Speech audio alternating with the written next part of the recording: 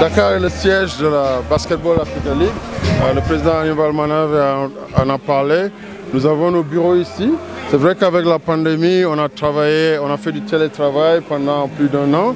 Mais d'ici 1 mois, nos bureaux seront opérationnels. Nous avons déjà ouvert et nous avons accueilli tous les présidents des 12 clubs ce matin dans nos bureaux. Le Sénégal, c'est aussi une forte tradition de basketball.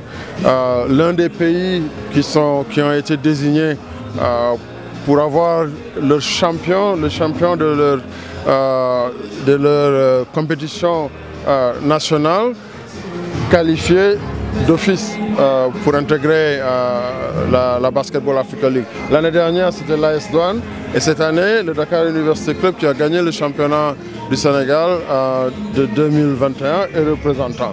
Alors pour l'Égypte aussi un autre pays avec une très forte tradition en basketball, avec des infrastructures qui correspondent aux standards que la Basketball Africa League adopte. Et si, pour revenir au Sénégal, Dakar Arena aussi est une infrastructure de classe mondiale. Ça a aussi contribué sur une décision de commencer ici et puis d'aller en Égypte. Zamalek Club qui était champion l'année dernière et l'Égypte aussi était parmi ces 6 pays qui participaient, dont les champions participent d'office. Kigali Arena, on retourne là où on a commencé. Un pays qui émerge. Nous avons aussi noué de très bonnes relations là-bas. Nous avons été très bien accueillis l'année dernière. Nous avons un partenariat sur 3 ans. On retourne pour les phases finales à Kigali. Souvenez-vous qu'en 2020, lorsque nous allions lancer la Basketball Africa League, l'idée c'était de jouer dans 7 pays. On allait démarrer à Dakar, après on allait à Luanda en Angola, on allait à Monastir en Tunisie, après on allait au Caire, on allait à Rabat au Maroc pour finir les finales à Kigali. Ça c'était le schéma original. La pandémie nous avait forcé d'aller sur un seul pays, mais maintenant nous voulons être encore plus près de nos plans de départ. Nous allons passer d'un site à 3, je pense que c'est un bon début, et puis après on verra. L'idée c'est vraiment d'étendre le parcours en termes de là où on va organiser notre championnat. Ce que nous voulons, c'est de construire une industrie autour du basket. Nous avons été pendant plusieurs décennies, la NBA, et en partenariat avec la FIBA, nous nous sommes focalisés sur le développement de notre sport.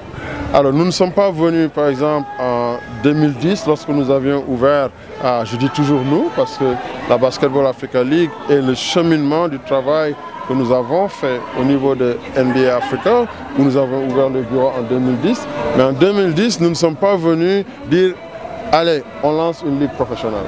Nous nous sommes focalisés d'abord sur les premiers pas. Nous avons voulu ramper avant de marcher ou avant de courir. Nous avons passé plusieurs décennies, parce que je parle de plusieurs décennies, parce que c'est la date d'avant 2010 et l'ouverture du bureau de NBA Africa. Souvenez-vous que le premier camp Basketball Without Borders a été lancé en 2003. Alors on a vu, avant même l'ouverture du bureau, tout un travail au niveau grassroots. Maintenant, la Basketball Africa League, comme je le disais tout à l'heure, vient compléter cette pyramide de développement où nous avions en 2010 ou 2003 massifié, créé des opportunités de participation dans notre sport et au bout du compte, avec les NBA Academy qui ont été créées ici au Sénégal en 2017, nous nous sommes dit que tout ce talent en Afrique ne peut pas seulement compter que sur l'exode et pour aller ailleurs pour se développer. Nous avons l'opportunité de créer une plateforme ici où le talent peut se bonifier, une plateforme qui va créer de l'emploi, pas seulement que pour des joueurs ou des entraîneurs, mais aussi des gens.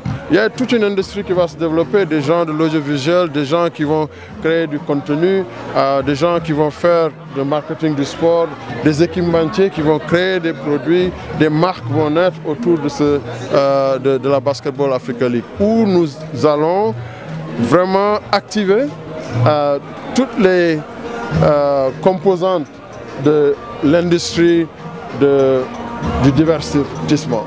C'est ce qui fait la popularité de la NBA, c'est que dans une salle de basket NBA, vous allez à Madison Square Garden ou au Staples Center et vous voyez tout ce beau monde de Hollywood qui est assis autour du parquet.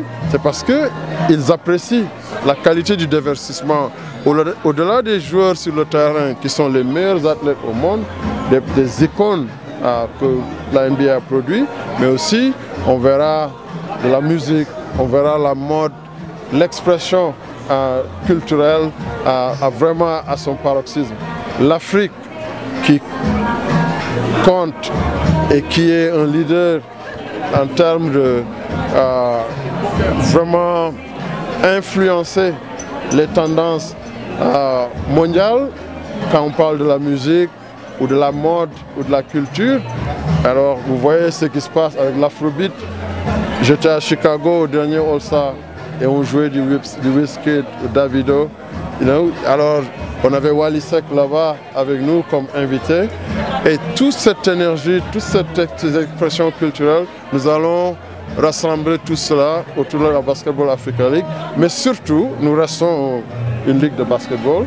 Nous allons faire émerger du talent africain et puis attirer du talent au niveau du monde qui va venir participer à nos efforts de créer une industrie autour du basketball.